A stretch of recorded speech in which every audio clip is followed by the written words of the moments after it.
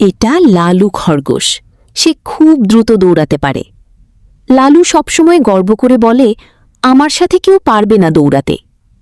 একদিন ধীরে ধীরে হাঁটতে হাঁটতে টিটু কচ্ছপ এসে বলল, লালু, আমরা কি একটা দৌড় প্রতিযোগিতা করব?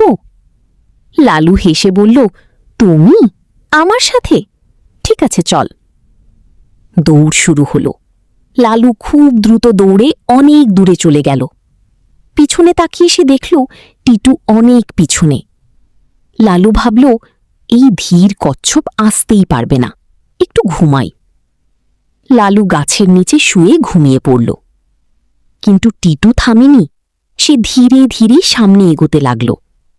টিটু বলল, ধীরে হলেও আমি থামব না।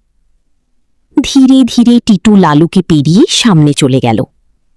শেষে টিটু ফিনিশ লাইনে পৌঁছে গেল। এদিকে লালুর ঘুম ভাঙল। সে দৌড়ে গেল, কিন্তু ততক্ষণে দেরি হয়ে গেছে। লালু বলল, ওহ, আমি হেরে গেলাম। লালু বুঝতে পারল তার ভুল। সে বলল, আমি আর কখনো অহংকার করব না।